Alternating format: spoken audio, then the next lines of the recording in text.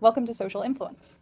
Today I want to start this lecture with a story from my favorite author, James Thurber. He writes a lot of really good memoirs, and some of them are absolutely hilarious. My particular favorite is called The Night the Bed Fell, so if you haven't heard of him, you should definitely check him out.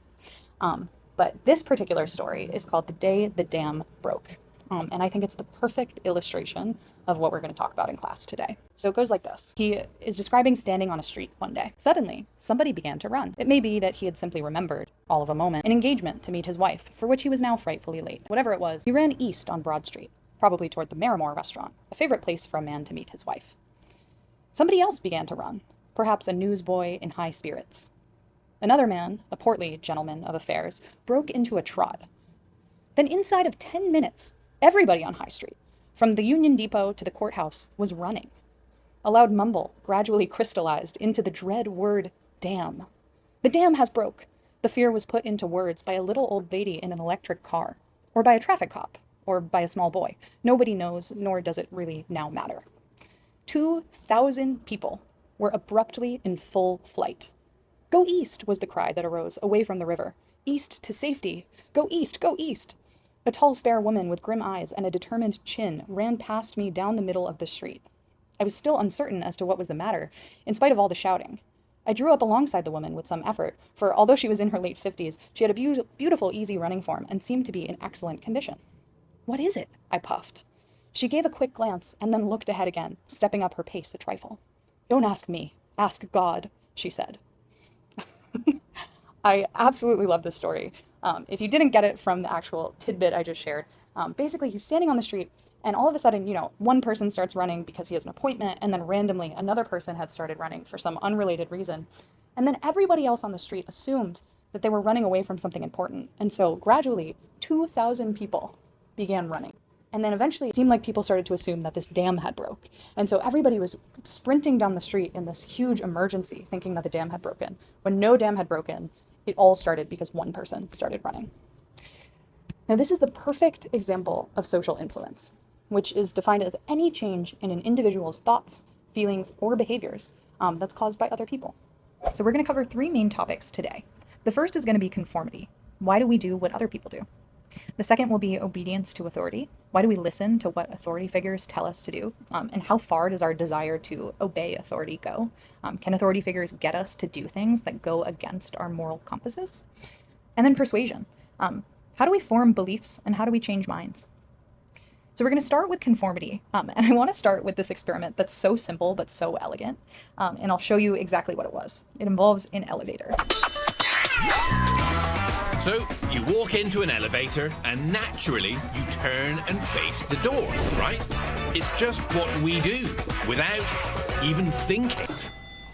All right, in the blue t-shirt, that is Nadia. She is an innocent passerby. Has nothing to do with this. Everybody else in that elevator, they all work for Would You Fall for That? They are all in on the experiment. They are all purposefully facing the wrong way. Nadia is facing the front. You can just see the back of her head, wearing the blue t-shirt, that's Nadia. She is facing the front of the elevator like a normal human being. Everybody else is facing the back. We're playing this to you in real time, no editing, as it actually happened. Okay, floor 2. Rebecca gets off, Emily gets on, she also works for us. We're swapping people in and out to reinforce the behavior. Emily's acting like it's the most normal. Oh, Nadia's turned. Okay, her bag is slipping off her shoulder. She's nervously playing with it. Yeah. Nadia's now halfway round. Will she go any further? Emily gets off, Mike gets on. Again, Mike works for the show. Presses his button, faces the back like it's the most normal thing in the world, like he does it every day. Nadia is really feeling the pressure right now. I'm not gonna see anyone else. Isn't he on Celebrity Scott's making some small talk. He was on Celebrity Rehab, I think. Oh. Yeah. She's looking towards the back of the elevator because everybody else is. Floor 4. I love the guy. 4th floor, Mike gets off. Lauren gets on. Lauren also works for us. She's in. Oh, and Nadia has gone. The 4th floor, Nadia has turned all the way around. She's looking at the back of the elevator. That is not normal human behavior. Nadia is looking at the back of the elevator purely because everybody else is. Okay, you've seen it in real time. Let's play that for you again in fast forward. Nadia, turning, turning, turning, turning, turn. So why does this happen? Why do humans conform? Why did the woman in the elevator turn around and face the back of the elevator, even though she knew that she should be facing the front? I mean, obviously the right answer in that situation would be to face towards the number of the floor you're on, because you need to be able to see it in order to know when to get off. But because everybody else in the elevator turned around, she did too. So why do we do this? Well, it turns out there are two main types of conformity, and they're both motivated by slightly different things. Normative influence is a type of conformity where we feel this pressure to conform in order to fit in and be liked by a group. And it's basically driven by this fundamental human desire that we feel to belong. We want to feel like we're a well-accepted and well-liked member of the group. And evolutionarily, this makes sense. You don't want to be the one that's ostracized because you don't want to be kicked out, because cooperation helps us. You don't want to feel like a weirdo. And so sometimes we do stuff that other people are doing just because we don't want to seem weird. We want to fit in. Now, there's another type of conformity that's a little bit different, and that's informational influence. And this is a type of conformity where people conform to the behavior or beliefs of others because they believe other people have accurate information. So the when the dam broke story is a really good example of this, because you could tell, like, nobody would start running just to fit in with other people. People started running because they saw all these people running and assumed that those people had information that they didn't have. They assumed those people were running from something scary that they themselves didn't see yet, but they just relied on them as a cue for information. Yelp reviews are a really good example of this too. So we might be more willing to go to restaurants that are really popular because popularity is a sign the food there is good. It's informational influence. We conform because we assume other people have important information. So there's one really, really famous experiment that demonstrates just how powerful conformity is. And specifically, it demonstrates the idea that sometimes our desire to be accepted by a group or to conform to group norms gets us to do things that are really stupid or to go against our own personal beliefs. So in one experiment, Ash had people make judgments about these lines. So if you look at this line over here, he basically asked them, which of these three lines is the same length as this line over here? And there's one answer that's obviously correct, right? The answer is C. This line is the same length as this line. His research question was, if you can get everybody around a person to say the wrong answer, to say that a different one of these lines is the right answer, can you get somebody to go with the group, even if they personally know that their answer is wrong? And so what he did was he brought people into a room and he surrounded them with other people that the participant thought were other participants, but they were all actors. And he asked people out loud to go around one by one and say what they thought the answer was. And they had people report which of the lines they thought was similar. And what he found was that if people were in a group where every single person before them gave a wrong answer, people would also give the wrong answer in order to be accepted by the group. Fascinating, absolutely fascinating, because it just shows how strong this desire we have to fit in really is. It can get us to go against our beliefs and our knowledge about what is true. And so I have a video really quickly that'll show you what it looks like. This is one of the most famous experiments in psych history. But an experiment is not a public opinion poll. It examines behavior under the pressure of social forces, as the experiment of Solomon Asch reveals. The experiment you'll be taking part in today involves the perception of lengths of lines. As you can see here, I have a number of cards, and on each card there are several lines. Your task is a very simple one. You're to look at the line on the left and determine which of the three lines on the right is equal to it in length. All right, we'll proceed in this order. You'll give your answer. Only one of the people in the group is a real subject, the fifth person with the white T-shirt. The others are confederates of the experimenter and have been told to give wrong answers on some of the trials. The experiment begins uneventfully as subjects give their judgments. 2, 2, 2, 2, 2, 3, 3, 3, 3, But on the third trial, something happens. 2, 2, 2, 2, 2. The subject denies the evidence of his own eyes and yields to group influence. 1. Asch found subjects went along with the group on 37% of the critical trials. So the really cool thing about norms and normative influence and this desire people have to fit in is that you can kind of use them to manipulate people. And a really good example of this is in advertising. And so I want to show you some examples of how people use norms and manipulate the perceptions of norms, make people think that a particular behavior is normal in order to get people to do that behavior. So Red Bull, I forget what year it was, I feel like it was back in the 90s, had this iconic ad campaign where they wanted to get people to buy and drink more Red Bull. And so what they did was they took a bunch of cans of Red Bull that were empty, and they literally just placed them visibly in trash cans around nightclubs. And what that did was it made it seem like lots of people were drinking Red Bull. You started to associate Red Bull with just like being really popular among people that went to nightclubs, which you might even assume are like cool people, youthful people. And so when you made it more visible, people assumed that drinking Red Bull was more of this normal behavior, and then more people would go and buy Red Bull. This was like an absolutely brilliant ad campaign. You can also do something where you give people feedback about a norm. You can be a little bit more direct. So an example of this is this normative feedback intervention where the goal was to get people to stop smoking. And so they did this by telling people how normal it was to not smoke. So this ad is all based on the idea that 96% of TMS students do not smoke cigarettes. If someone offers them a cigarette, TMS students tell them they don't want to smoke.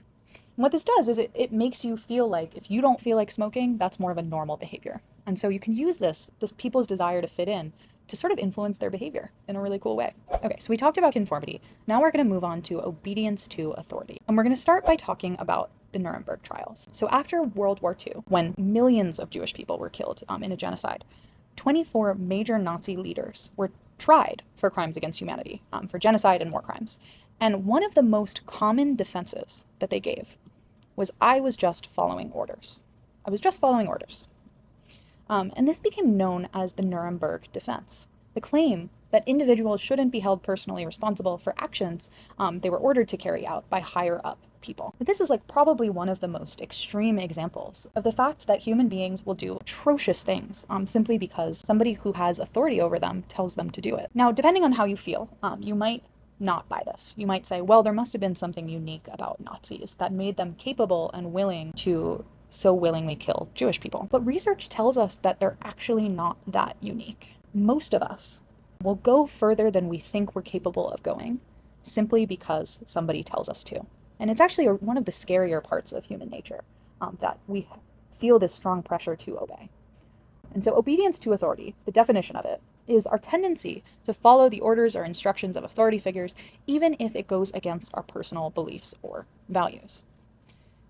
So how do we know? Like, how do we know that this is just a common part of the human experience and not an anomaly? How do we know that there wasn't something special about Nazis that made them worse people and that's why they were able to carry out these atrocities? Well, one of the most famous experiments in all of psychology, second to Ash, is called the Milgram experiment. You might have heard of this. It's also commonly known as the electric shock experiment. And in this experiment, Milgram essentially got people to deliver electric shocks to other participants. Electric shocks that were so high in voltage that they thought that they had rendered the other participant unconscious. They thought that they had made someone pass out from how lethal and dangerous it was and how painful it was. And participants were willing to continue merely because the experimenter told them to.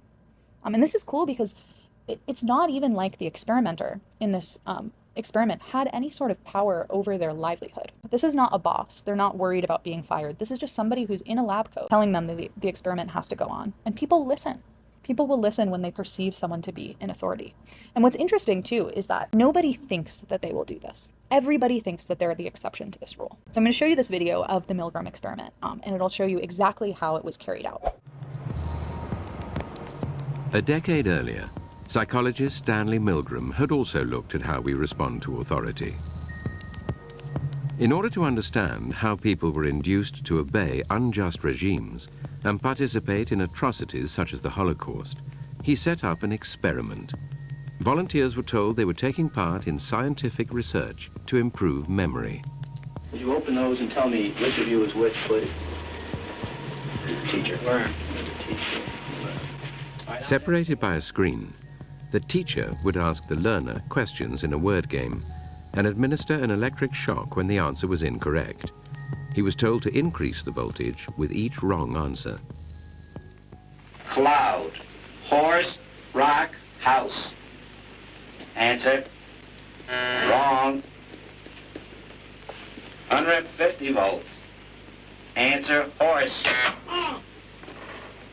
Experiment, that's all. Get me out of here. Get me out of here, please. Continue, please. Go right on. I refuse to go on. Let me out. He refuses to go on. The experiment requires you continue, teacher. Please continue. Participants didn't know that the learner was really an actor and the so-called shocks harmless. You're gonna get a shock. 180 volts. Oh. I can't stand the pain. Let me out of You here. can't stand it. I'm not gonna kill that man today. I mean, who's gonna take the responsibility if anything happens to that gentleman? I'm responsible for anything that happens here. Continue, please.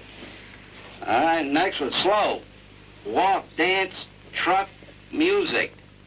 Two-thirds of volunteers were prepared to administer a potentially fatal electric shock when encouraged to do so by what they perceived as a legitimate authority figure. In this case, a man in a white coat. 375 volts. I think something's happened to that fellow in there. I don't get no answer. He was hollering for less voltage. Can't you check in and see if he's all right, please? Milgram's findings horrified America. They showed that decent American citizens were as capable of committing acts against their conscience as the Germans had been under the Nazis. So this shows us it's one example of the power of the situation. Good people are capable of doing horrifying things under the right circumstances. And what's interesting about this experiment is that the majority of people continued to deliver electric shocks all the way to the end, all the way to the lethal end of the scale. But everybody thinks that they wouldn't do it.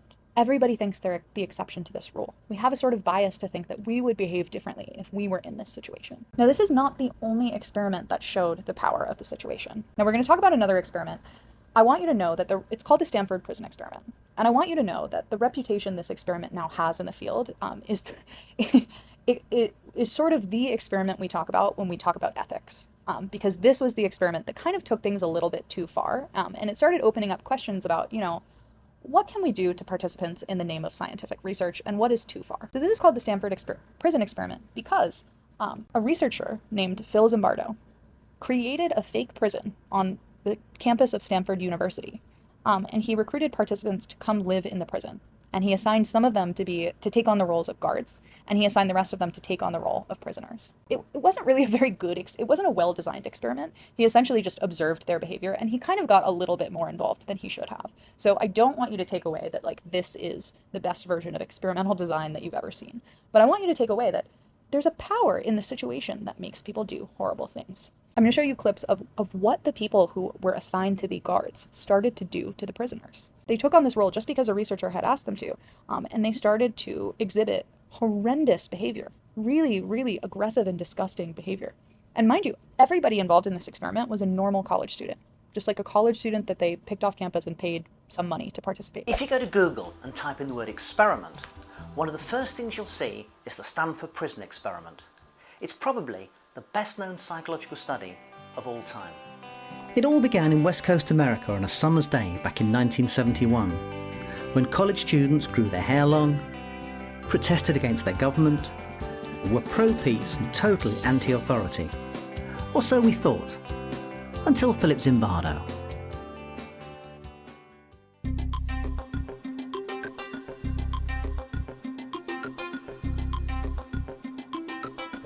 So the Stanford Prison Study very simply is an attempt to see what happens when you put really good people in a bad place.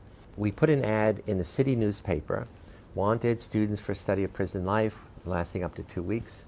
We're going to pay you $15 a day. This is back in 1971. It's pretty good money. And we picked 75 volunteers, gave them a battery of psychological tests, and we picked 24 who on all dimensions were normal and healthy to begin with. And then we did what is critical for all research. We randomly assigned half of them to the role of playing guards or the role of playing prisoners. It's literally like flipping a coin. And then what we did is we told the guards, come down a day early, and we had them pick their own uniform. We had them help set up the prison so they'd feel like it was their prison, and the prisoners were coming into their place. The prisoners, we simply said, wait at home or in the dormitories. Well, what we didn't tell them, which is a little bit of the deception of omission, is that they were arrested by the city police. Right there, they took me out the door, they put my hands against the car. It was a real cop car, it was a real policeman. They took me to the to the police station, the basement of the police station. I had told the policemen to put a blindfold on the prisoners, but since they had never been arrested, they didn't know that doesn't happen. The reason for the blindfold is then my assistants would come, put them in our car, bring them down to our prison, and they'd be in our prison now, blindfolded. The guards would strip them naked, delouse them, pretending that they were lice. It's kind of a degradation ritual. And after the first day, I was about to end it because nothing was happening. But the next day, on the morning of the next day, the prisoners rebelled. And what the guards did, they came to me and said, the prisoners are rebelling, what are we going to do? I said, it's your prison. Whatever you want, I will do it, but you've got to tell me. And they said, we have to treat force with force. So they broke down the doors.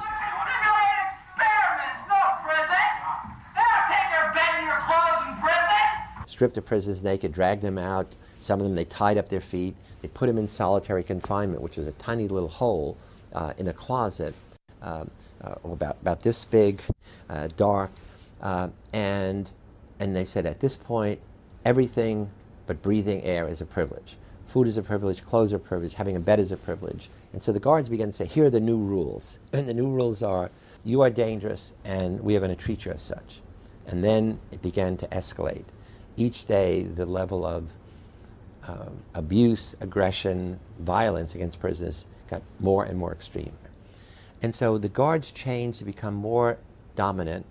And you see, it's all about power. It's the whole institution that empowers the guards, who are the representative of this institution called prison, to do whatever is necessary to prevent prisoners from escaping, maintain law and order. Keep going. Once I was blind, but now I see. The way direction it took is having them engage in ever more humiliating tasks, cleaning toilet bowls out with their bare hands, taking their blankets and putting them in dirt and with nettles, and the prisoners had to spend hours taking the nettles out if they wanted to, sleep. And it's essentially saying, we have the power to create a totally arbitrary, mindless environment, and that's the environment you have to live in. So some of the prisoners are now crushed, and in 36 hours, the first kid has an emotional breakdown, meaning crying, screaming, irrational thinking. I gotta go. To a doctor, anything. No! God damn it! And we have to release him. In 5 days, we had to release 5 of the prisoners because the situation was so overwhelming. What about the kids who didn't break down? They became zombies. Zombies in the sense that they became almost all mindlessly obedient. Whatever the guards would say, they did. Do this, they did. Do 10 push-ups, do 20 push-ups. Step on him while he's doing a push-up. Tell him he's a bastard. Prisoner 819 did a bad thing.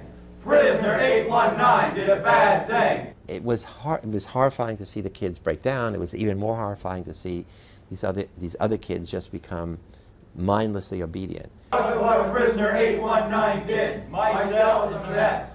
Because of what prisoner 819 did, my cell is a mess. Again, we have to keep remembering, these are kids who start out being rebels against society, every one of them, and now they are just pawns. They are the puppets that the guards are manipulating. In fact, one of the guards said it was like being a puppeteer. The guards tested their control over the prisoners by making them write a letter home. No need to visit, it's 7th heaven. Yours truly. Yours truly. Your loving son.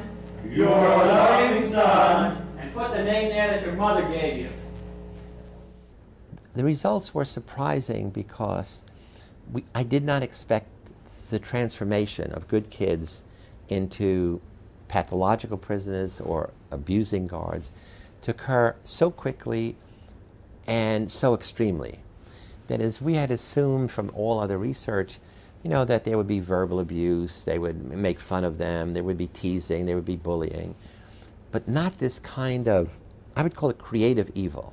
That is, thinking about ways to demean, degrade, dehumanize other human beings. And the critical thing there in that transformation is becoming the role, or the role becoming you, and suspending your usual morality, your usual way of thinking. You really become that person. Once you put on that khaki uniform, you put on the glasses, you take the nightstick, and you act the part. So what Zimbardo's research demonstrates so dramatically is that situations can affect us more than we think, and can often outweigh individual characteristics. So if we're going to use psychology to try to reduce the possibility for evil, maybe we need to focus more on systems and less on individuals. But should the research ever have been done? After all, the participants suffered real harm. In hindsight, again, I have mixed feelings about the study. Should it have been done? Well, not if it means suffering of anybody. Would I like my son to have been in that study? No. On the other hand, does it tell us something vital about human nature that has enduring value? There I have to say yes. It's been used in lots of prisons. It's a training device to get people to be sensitized to how easy it is to abuse power. So this goes to show that normal people, when they're in the right situation, can do really atrocious things. And if you're thinking right now that you wouldn't, you're probably wrong. You probably would. So that's the core tenet of obedience to authority. Now we're going to talk about persuasion. And persuasion is really interesting because it's so core to our culture right now. I feel like now we're in a time of really high political polarization. And so people want to know, why do people hold on to beliefs? How do we form attitudes? And how do we change minds? And we can use social psychology to inform this. There's a whole body of research that tells us, how people form attitudes and how we can change their minds. I don't know if any of you have seen these Jubilee surrounded videos. They're like, I feel like they're a peak representation of what our culture currently is, because they're simultaneously these sort of like clickbaity, they get at your emotions, people really want you to watch, and it elicits this these feelings of horrible anger and discomfort and just gets you to feel really strongly. And it seems like it's for a good reason. It's cool that we're bringing people together with different opinions, but also they never really end up getting anywhere. Even if people make a good argument, everybody usually comes out of these conversations having the opinion that they had when they went in. But I find them so fascinating because you can see in real time how people cope with evidence that contradicts their beliefs. And so one of the things we're going to talk about a lot when we talk about persuasion is how people cope with the discomfort of being faced with evidence that goes against things that they believe. So persuasion is the process of changing someone's thoughts or beliefs or attitudes or behaviors through communication. What can you say to somebody to change their mind or their behavior? So how do we do this? So one thing that research has shown us is that there are two different routes to persuasion. And we call these systematic versus heuristic persuasion. And it sounds really jargony, but the concepts are actually quite simple. So systematic processing is the type of processing we do when we're really carefully and deliberately evaluating evidence. So if you're trying to decide, for example, who to vote for, you're engaging in systematic processing. If you look up the candidates, think about what types of policies you want, go through the lists of policies that each of them are presenting, and then vote based on which candidate advocates for the policies you like the best. That's systematic processing. And it's really effortful. It takes us a really long time, but we know that it leads to sort of longer lasting and stronger attitude formation. So attitudes that we form through systematic processing, this slow, deliberate processing, are going to be more resilient because we're going to be more confident in them.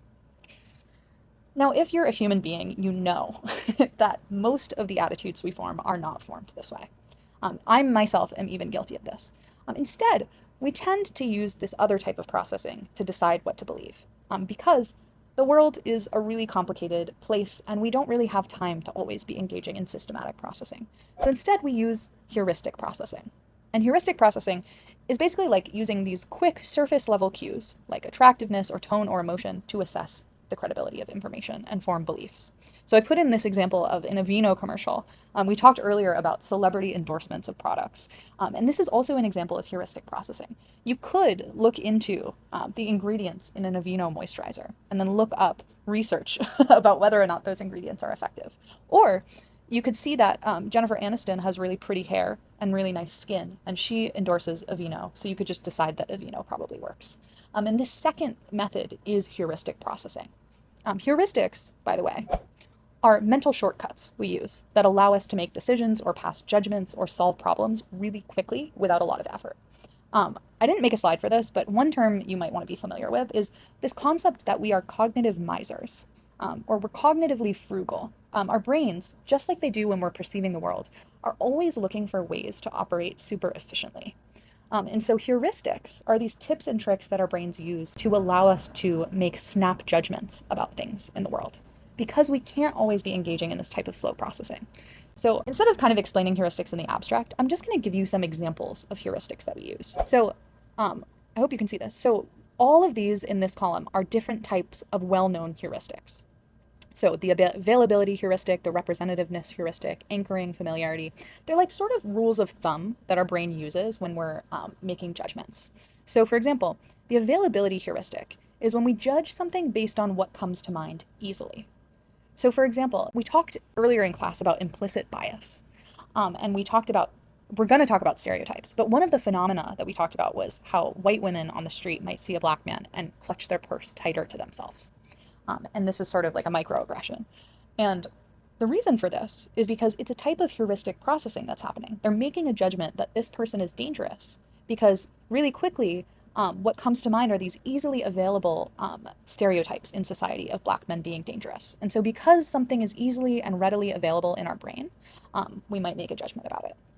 Another example is shark attacks. So you hear about shark attacks. And so when you think of sharks, you think of shark attacks really readily. It's an available example. And so you might think swimming in an ocean is dangerous, even though in reality, shark attacks are actually very rare. Another example of a heuristic is representativeness. So judging somebody or something based on how much they fit a stereotype. So for example, thinking somebody who's quiet must be a librarian. So yeah, you might have guessed based on some of these examples of heuristics that when we process systematically, it involves this careful, effortful thinking about arguments and about evidence. It requires higher effort, and it happens when we're motivated to do so, and we're able to think critically. So if you give people more time and you incentivize them to think critically, or if they have a particular motivation to want to prove you wrong, they'll take the time to engage in systematic processing.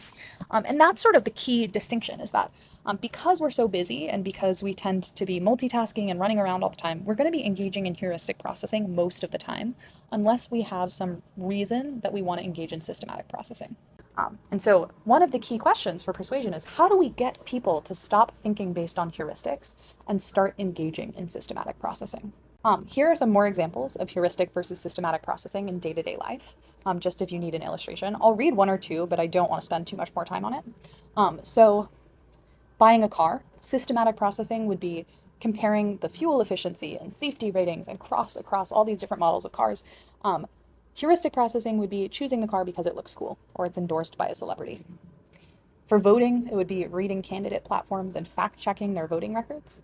Heuristic processing is voting based on party affiliation or how confident the candidate seems. Now feel free to pause and look through more of these if you're interested. How the hell do we get people to stop thinking with their gut and start thinking with their brain? And honestly, there are some ways to do it, but it's still sort of an open question. Now, one of the ways you can do this is through this strategy. So people like to feel consistent in their beliefs and their behaviors. They like to feel like their behaviors, the things that they choose to do, are in line with their beliefs about what is moral and good and just, and also just their beliefs about the world. So for example, I have a core belief anti-Semitism is wrong and that I don't want to associate with Nazis.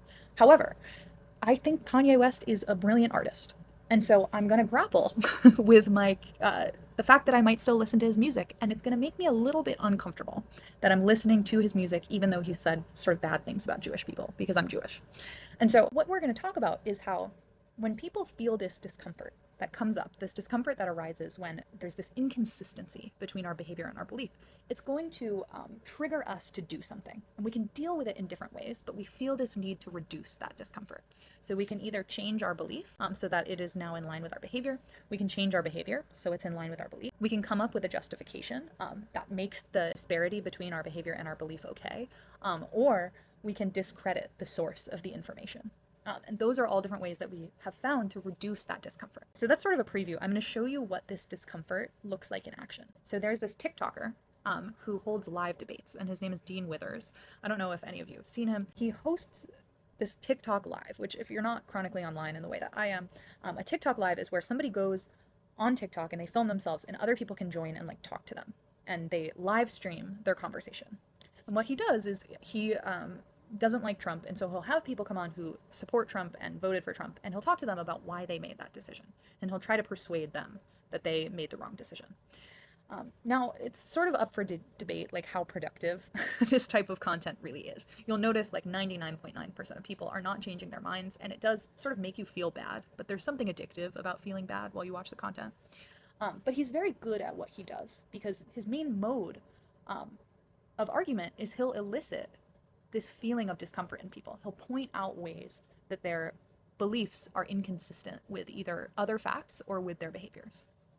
And so what's interesting to me as somebody that loves social psychology is you get to see in real time people coping with that feeling of discomfort. And you get to watch the different strategies that they use in order to deal with that. So in the video I'm about to show you, it's a short clip where Dean, the host, is talking to somebody who's a Trump supporter, and he's telling them, hey, usually you probably wouldn't support somebody that would brag about walking into the changing rooms of like teenage girls and perving on them. And the person is like, what are you talking about? Trump never did that. And then Dean is going to say, well, actually he did. And he's going to show them a recording of Trump doing that.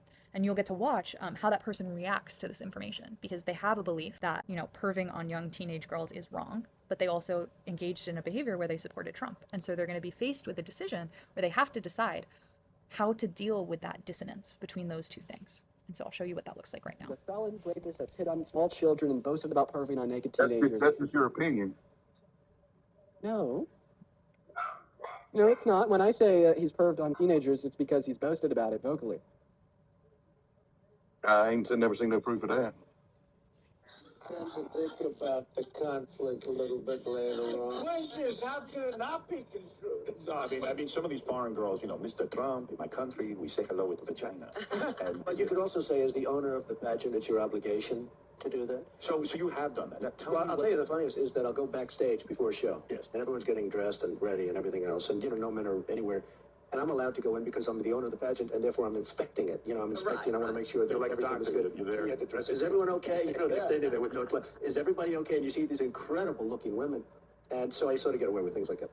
Well, now you have. Well, that's his job. That was his job, wasn't it? Sound like. So, no. He was in charge. It's not the What's job. that got to do? It ain't saying that he's following the women or doing whatever to them. So it's not the job of a business owner to perv on naked women in their business. Didn't sound like he was perving on naked women. He was walking into a place where pretty women was all I heard. I don't know if we listened to the same thing. He said that he would walk backstage before a show in the women's changing room where there's no men around, and they'd be standing there with no clothes on, and he'd be looking at them. And keep in mind, some of these women, we'll call them girls because that's what they were as young as 15 years old. How do you know they was 15? Because it was at the Miss Teen USA pageant. Well, I mean, I wasn't there, so I don't know. Are you a Christian? Okay, so what you saw in that video is someone coping with what we call cognitive dissonance. Cognitive dissonance is the mental discomfort that results from holding two conflicting beliefs or values or attitudes. So here's an example in this comic. Liars are bad people, but I just lied. And so there are different ways we can cope with cognitive dissonance, because as soon as we experience cognitive dissonance, we're going to start to look for ways to reduce it, because it makes us super uncomfortable. And what I love about the video clip you just saw is that the person having the conversation engaged in like 3 different strategies. And so we're going to talk about what that strategies are, and we can break down that conversation so you can see exactly what was happening. So let's talk about this. So first, let's break down what is causing the guest's dissonance here. So first, he has this initial belief that intentionally perving on naked underage children is gross and wrong. And hopefully most of us believe this. And this is going to be a really strong belief because it will align with all sorts of other moral attitudes that he already has. Now, the second belief is that he supports Donald Trump. So he feels positively towards this person, and he probably voted for Donald Trump. And so that is the second belief. And then he receives this dissonance-inducing information. And the information is that Donald Trump intentionally perved on naked underage children and bragged about it publicly. And so this is going to induce dissonance because it makes it impossible for these first 2 beliefs to sort of exist without being in contradiction of one another. And so what do we do when we're faced with this type of information that causes us to feel dissonance? So there are 4 different main strategies people can use. So the first strategy is that the guest could change the first belief. So the first belief is this idea that the guest feels it's wrong to intentionally perv on naked underage children. This would be a really hard belief to change. But if he did change this to reduce dissonance, he might say something like, you know what, maybe it's not wrong to perv on underage children. And then the 2 beliefs would no longer contradict each other. Another option is he could change belief number 2. So he could say, well, I thought I supported Donald Trump, but now I'm finding out that he does this thing that I think is gross and wrong, so I'm going to revoke my support for him. That would be a second option.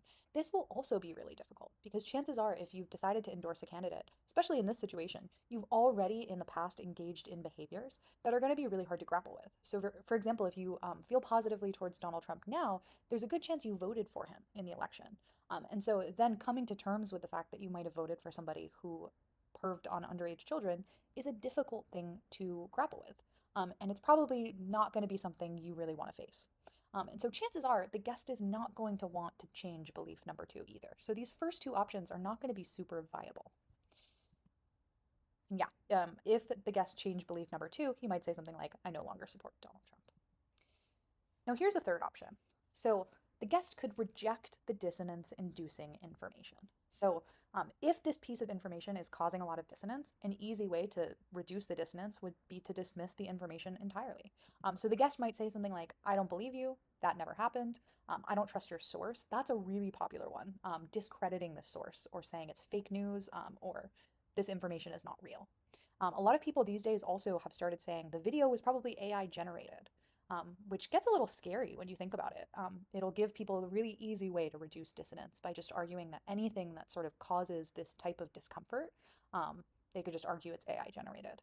And as AI gets better and better, I foresee that becoming a big problem in society, not being able to tell which information is true and which is not true. So that's a third option. And then finally, the guest could come up with some sort of justification that would make the contradiction okay. So adding a new thought that somehow allows the 2 thoughts to remain in contradiction with each other. So an example of this would be something like, you know what, yeah, I support Donald Trump, even though I believe that perving on underage kids is gross and he did do that, but all politicians do disgusting things, and I'm going to decide to judge him by his policy and not his personal life, so I don't care. That's a really common one for politicians. It's also one you'll probably see with the example I was talking about with Kanye West and how his beliefs sort of make people uncomfortable, but they like his music. A lot of people will add this new justification that you have to separate the artist from their personal life. The art is separate from the artist. So that's a really common way to reduce that. So how do people generally choose which option to go with? Well, you might have guessed, based on the explanation we just went through, people tend to pick the option that's the lowest effort, that requires the least amount of sort of restructuring your beliefs. So for example, if we go back to these first 2 options, it would be really hard to change belief number 1. Because if you suddenly decide it's okay now to perv on naked underage children, you're probably going to also have to restructure tons of your other beliefs to make that okay. Now you could also change belief number 2, but that would be really hard also, because like we talked about, it would require you to justify probably a lot of your past actions. And one of our core beliefs is that we like to think of ourselves as good people.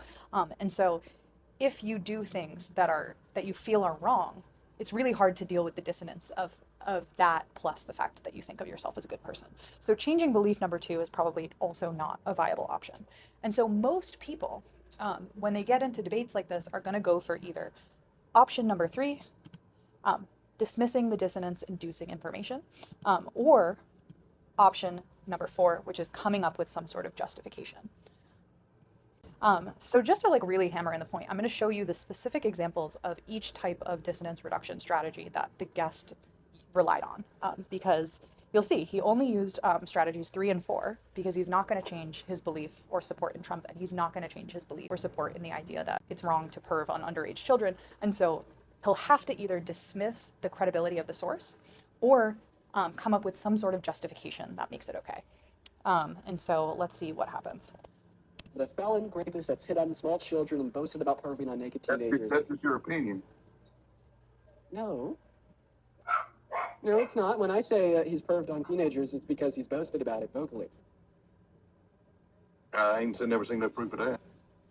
Yeah, so you can see he goes for strategy number 3 immediately. He's immediately like, I haven't seen proof of that. Show me proof of that. I don't believe you.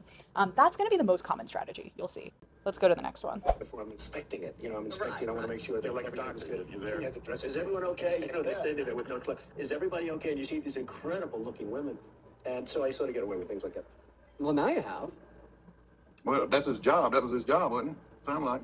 So no. He was in charge. It's not the What's job. that got to do? It ain't saying that he's following them women or doing whatever to them. So it's not the job of a business owner to perv on naked women in their business. Yeah, so you can see, so immediately when the first strategy didn't work, he switches to dissonance reduction strategy number 4, which is coming up with this new justification that will make it okay. So his way of doing this is saying, well, that was his job. It was his job, and that explains why he was doing it. So he's adding this justification that'll rationalize the contradiction between these two beliefs. Let's see what he says next. Didn't sound like he was perving on naked women. He was walking into a place where pretty women was all I heard. I don't know if we listened to the same thing. He said that he would walk backstage before a show in the women's changing room where there's no men around, and they'd be standing there with no clothes on, and he'd be looking at them. And keep in mind, some of these women, we'll call them girls because that's what they were as young as 15 years old. Yeah, so he goes for the strategy again. He says he wasn't perving, he was just walking into a place where pretty women happened to be. This is sort of a combo of 3 and 4, actually. He's rejecting the dissonance-inducing information, but he's also sort of coming up with a way to rationalize it, weaving a narrative that makes the contradiction okay. Keep in mind, some of these women, we'll call them girls because that's what they were as young as 15 years old. How do you know they was 15? Because it was at the Miss Teen USA pageant. So again, he jumps back to strategy number 3. He's rejecting the credibility of the source again, because his reliance on strategy number 4 didn't quite work. So this is how most conversations like this are going to go. It's going to be really hard to get people to actually change their foundational beliefs if there's another way they can cope with dissonance-inducing information.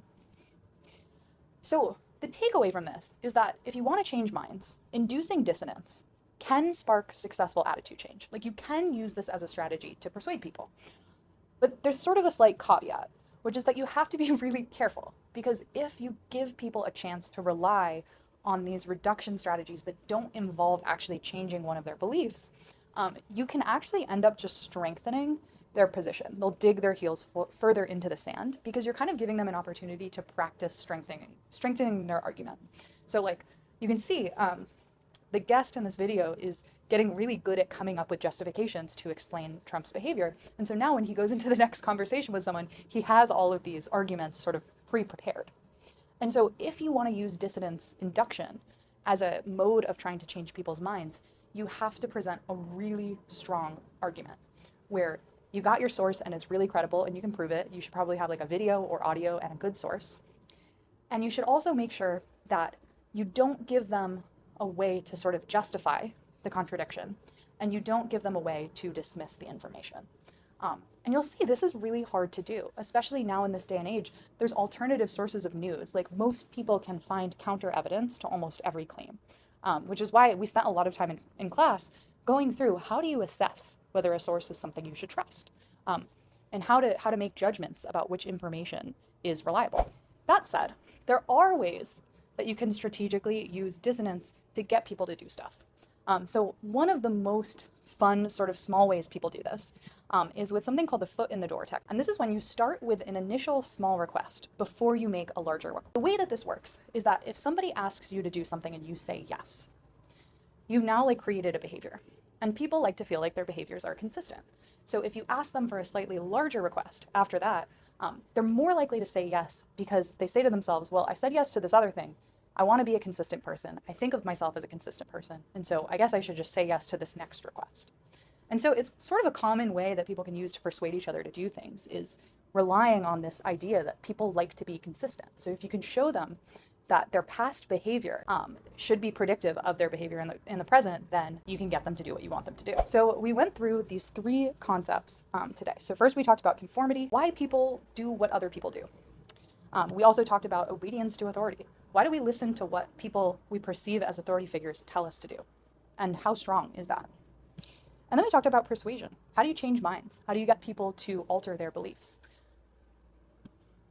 So let's start with conformity. So first we went over this idea that there are 2 main types of conformity.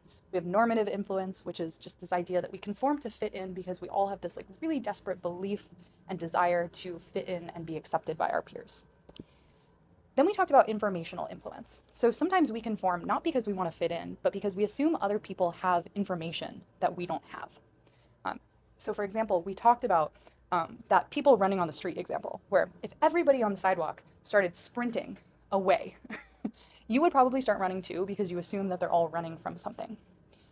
It's not because you're running to fit in, it's because you assume they know something you don't. We talked about the famous Ash experiment, where you can get people to agree with a wrong answer even when they know it's wrong, just because everybody around them is providing that as an answer. We also talked about how you can use norms to change behavior. So we can encourage particular behaviors by making it seem like that behavior is the norm. So for example, we talked about Red Bull's insane ad campaign, where they wanted to make people think that everybody was drinking Red Bull. So they littered these trash cans near nightclubs with empty Red Bull cans to make it seem like all these like young people were drinking Red Bull all the time, to make people think it was super normal and common to drink Red Bull. And it works. We also talked about normative feedback. So if you give people information about what the norm is, literally saying like 90% of students like you don't smoke, it's a good way to get people to do what you want. So next we talked about obedience to authority. This idea that people have this fundamental tendency to just do what others tell them to do if they perceive that person to be an authority figure. And you don't even have to be in a position of direct power over someone to see this effect. It can even just be people that are like perceived as experimenters. So obedience to authority is just the idea that people tend to obey authority figures. And what we learned from the Milgram shock experiment was that people were willing to deliver lethal electric shocks to other participants simply because the experimenter told them to. And the experimenter didn't have any sort of power over these people. They wouldn't face repercussions if they stopped. But because they perceived the experimenter to be an authority figure, the experiment went on and they continued to deliver the shocks. And I think a really important point with this one was the idea that all of us assume we are the exception to this rule. So we all think that, sure, maybe most people behave this way, but not me. If I were in that situation, I would absolutely not do it. But what Milgram found was that most people said that, but still the majority of participants went all the way to the end, even after the participant showed signs of distress.